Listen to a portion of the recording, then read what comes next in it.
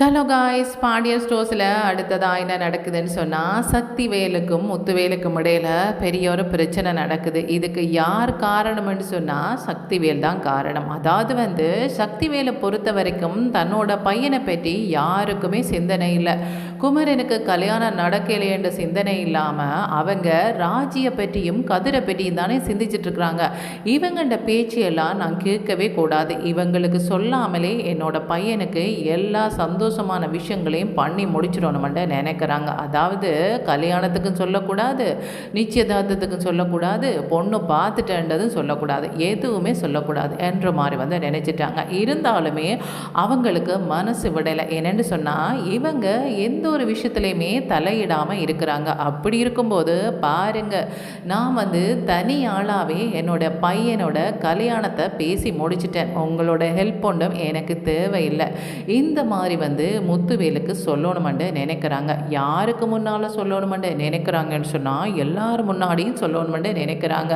அதுக்கான சந்தர்ப்பத்தை பார்த்துட்ருக்குறாங்க. அப்படி பார்த்துட்டு வந்துட்டு அவங்கள்ட அம்மாவை கேட்குறாங்க, அம்மா இனிமேல் அண்ணன் வரலையா என்ற மாதிரி கேட்குறாங்க. ஏண்டா என்ன கேட்குற, உன்னைத்தான் நான் கேட்கணும் என்ற மாதிரி சொல்லும்போது, இப்போல்லாமம்மா அண்ணன் எங்கே போகிறாங்க வாராங்கன்னு எனக்கு தெரியாது, அந்த கதிர் பையனுக்கு தான் தெரியும், அந்த வீணா போனவனுக்கு தான் எல்லாம் தெரியும், எனக்கு எதுவும் தெரியாது என்ற மாதிரி சொல்கிறாங்க. ஏன் உனக்கு கதிரை பார்க்க வீணா போனவன் மாதிரி தெரியுதோ என்ற மாதிரி கேட்குறாங்க. ஆமாம்மா, அவனுக்கு என்ன தெரியும், எதுவுமே தெரியாது, அவனையெல்லாம் ஒரு ஆளுண்டு அண்ணன் நம்பிட்டு இருக்கிறாங்க. என்ன நல்ல விஷயம் என்றாலும் அவங்களுக்கு தான் போய் சொல்கிறாங்க, என்ன தேவை என்றாலும் அவங்களுக்கு தான் போய் சொல்கிறாங்க. அப்புறம் எப்படியம்மா எனக்கு தெரியும் அண்ணன் எப்போ வருவாங்கன்னு சொல்லி என்ற மாதிரி கேட்குறாங்க. இல்லைடா, அவன் வீட்டில் தான் இருக்கிறான், இப்போ நீ பேசுகிறதெல்லாம் அவனுக்கு கேட்டிருக்கோம் என்ற மாதிரி சொல்கிறாங்க. உண்மையாக சொல்கிறீங்க? ஆமாம், அவன் வீட்டில் தான் இருக்கிறான், காலையிலேருந்து எங்கேயுமே போகலையே, நீ தான் போயிட்டு வந்திருக்கிற, அவன் எங்கேயுமே போகலை.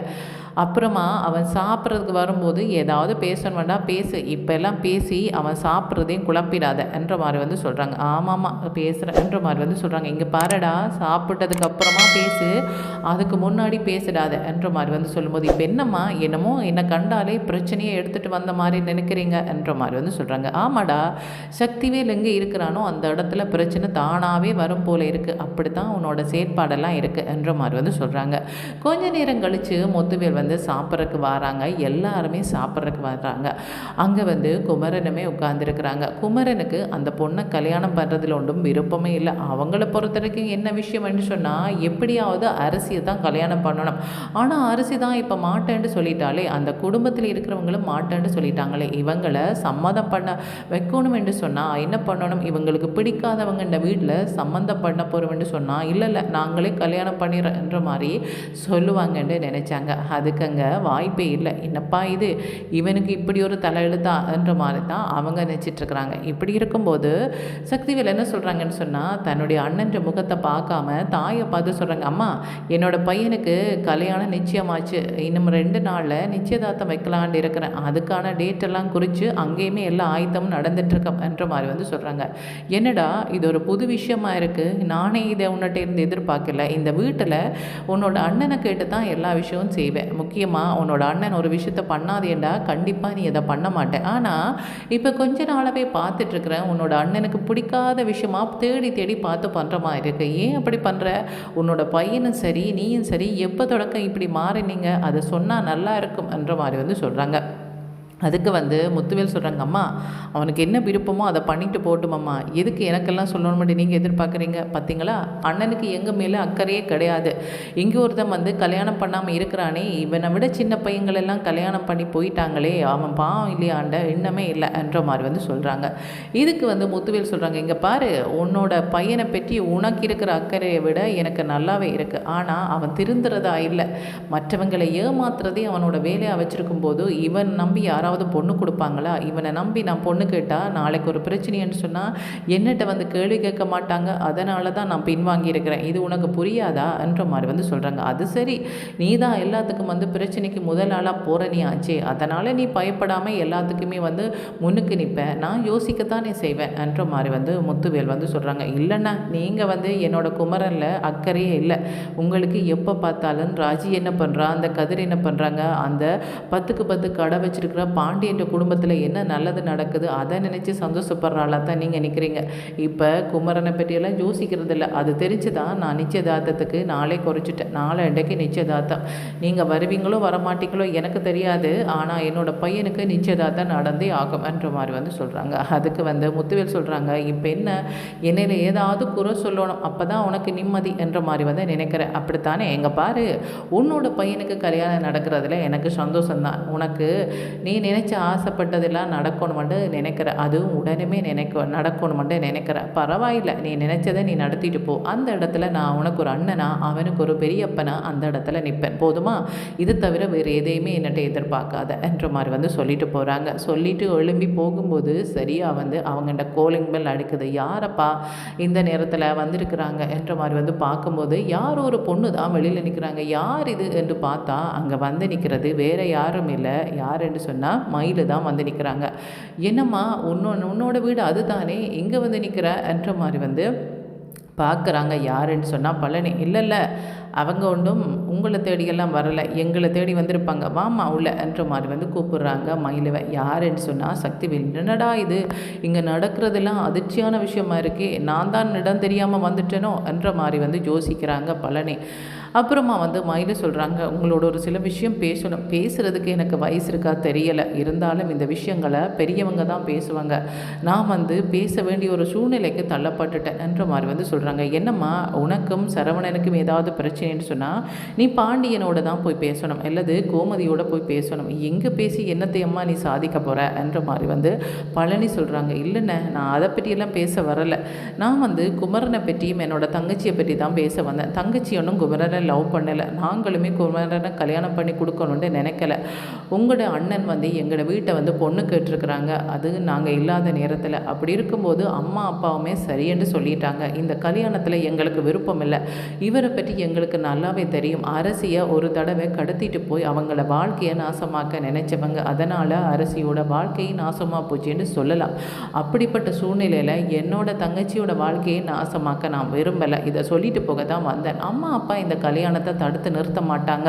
அவங்க காசுக்கு ஆசைப்பட்டு தான் என்னோட வாழ்க்கையை நாசமாக்கிட்டாங்க. இல்லாத பொல்லாத பொய்யெல்லாம் சொல்லி இன்றைக்கு என்னோட வாழ்க்கை கேள்விக்குறியானது மட்டும் இல்லாமல் நான் நடுத்தருவில் நிற்கிறதுக்கு காரணமும் அவங்க தான். அதை போல் தங்கச்சி நிற்க நான் விரும்பலை. தங்கச்சி படிச்சிருக்கிறா, படிப்பு முடிய அவள் நல்ல வேலைக்கு போவா. அதுக்கப்புறமா அவளுக்கு பிடிச்ச மாப்பிள்ளையா அல்லது அவளை பிடிச்சி யாராவது நல்லவங்க கேட்டு வந்தால் கல்யாணம் பண்ணி வைக்கலாம்னு தான் நான் இருக்கிறேன். நான் அம்மா அப்பான்ற பேச்சை கேட்டு தங்கச்சின்ற வாழ்க்கையை நாசமாக்க நான் ரெடியாக இல்லை என்ற மாதிரி சொல்கிறாங்க. இங்கே பாரும்மா, நீ சொல்கிறதெல்லாம் கேட்கணுமென்ற அவசியம் எனக்கு இல்லை. உன்னோட தங்கச்சிக்கு இந்த கல்யாணத்தில் சம்மதம் பண்ணிட்டு உன்னோட அம்மா அப்பா சொல்லிட்டாங்க, அவங்களுக்கு பிடிச்சிருக்கு. நீ பாண்டியன்ற வீட்டில் இருக்கிற கோவத்தை எங்களில் காட்டாத, அதை அவங்களோட பேசிக்கொள்ளு என்ற மாதிரி சொல்கிறாங்க. இங்கே பாருங்கள், அவங்கள இந்த பிரச்சனையில் இழுக்காதீங்க, அவங்க இதில் தலையிட மாட்டாங்கன்னு தெரிஞ்சு தான் நானே இவ்வளோ தூரம் வந்திருக்கிறேன் என்ற மாதிரி சொல்கிறாங்க. இங்கே பாரும்மா, இந்த கல்யாணம் நடந்தே தீரும். நாளண்டைக்கு கல்யாணம், அதில் எந்த மாற்றமும் இல்லை. என்னுடைய பையனுக்கும் அந்த சுடருக்கும் கல்யாணம் என்ற மாதிரி சொல்கிறாங்க. அதை நான் நடக்க விட மாட்டேன். எப்படி என்னோட தங்கச்சியின் வாழ்க்கை நாசமாக போகிறத நான் பார்த்துட்ருப்பேன் என்ற மாதிரி சொல்லிவிட்டு அவங்க வெளியில் வராங்க. வெளியில் வரும்போது சரவணன் பார்த்துட்றாங்க. என்ன மயில் அந்த வீட்டை போயிட்டு வரா? ஓஹோ, மீனா சொன்னாங்க இல்லையா, மயிலுக்கும் அவங்கள்ட மயிலோட தங்கச்சிக்கும் குமரனுக்கும் கல்யாணம், அது சம்மந்தமாக மயில் தன்னோட பேசினான்னு சொல்லி மீனா இதுக்காக எந்த ஒரு முடிவும் எடுக்காதபடியாக இப்போ நேரவே தான் வந்திருக்கிறா போல இருக்கு. என்ன பிரச்சனை என்று கேட்டலாம் என்ற மாதிரி அவங்க போகிறாங்க. இவங்க மறிக்கிறாங்க. குமரனை மறித்து அவங்க அந்த பிரச்சனையை சொல்லலாமான்னு பார்க்கும்போது குமரன் சொல்கிறாங்க, எனக்கு சுடரை பிடிச்சிருக்கு, சுடருக்கும் என்ன பிடிக்கும்னு நான் நினைக்கிறேன். நீங்கள் எதுக்கு தேவையில்லாமல் எங்களோட கல்யாணத்தை குழப்ப நினைக்கிறீங்க? உங்களுக்கு பிரச்சனை என்று சொன்னால் அதை சரவணனோட போய் பேசுங்க என்றுட்டு போயிட்டாங்க. இப்போ சரவணன் வராங்க. வரும்போது மயில் நினைக்கிறாங்க தனக்காகத்தான் பேச வராங்கன்னு நினைக்கிறாங்க. இங்கே பாரு மயில், என்னோட வாழ்க்கையை நாசமாக்கின மாதிரி குமரனோட வாழ்க்கையை நாசமாக்கிடாத, பாவம் அவனோட வாழ்க்கையை நாசமாக்கிடாத. ஏற்கனவே அவன் ஒரு முரடன் தான். அப்படிப்பட்டவன்ட்டு தெரிஞ்சு உன்னோட அம்மா அப்பா அவனுக்கு பொண்ணு கொடுக்க வராங்கன்னு சொன்னால் என்ன அர்த்தம்? பணத்துக்காக தான் வராங்க. முடிஞ்ச அளவுக்கு இந்த கல்யாணத்தை நிறுத்தப்பாரு, அதுதான் உனக்கு நல்லது, உன்னோட தங்கச்சிக்கு நல்லது. அதை விட்டுட்டு இவனை கல்யாணம் பண்ணேன்னு சொன்னால் உன்னோட தங்கச்சி நல்லா இருக்க முடியாது, அவனும் நிம்மதியாக இருக்க முடியாது. உன்னோட அம்மா பற்றி அவனுக்கு நல்லா தெரியலை. தெரிஞ்சிருந்தா இப்படி ஒரு முடிவு எடுத்திருக்க மாட்டாங்க. அவங்களால பிரச்சனைகளையும் வேதனையும் அனுபவிச்சது நாங்கள் தானே. அதனால் நான் சொல்கிறேன், இங்கே பாரு, உன்னோட தங்கச்சியோட நல்லதுக்கு நான் சொல்லலை, குமரனோட நல்லதுக்கு சொல்கிறேன். உன்னோட தங்கச்சியை உன்னோட அம்மா காப்பாற்றிடுவாங்க பண்ணிடுவாங்க. ஏதாவது பொய் சொல்லி ஏமாற்றி அவங்களோட பிரச்சனைப்பட்டு ஏதாவது அவங்க முன்னுக்கு நின்று அந்த பிரச்சனையை பார்ப்பாங்க. ஆனால் அந்த வீட்டில் அவனுக்காக பிரச்சனையை பார்க்குறக்கு யாருமே வரமாட்டாங்க. அவனுக்காக யாரும் பேசுகிறக்கு வரமாட்டாங்க. கல்யாணத்துக்கு மட்டும்தான் வருவாங்க.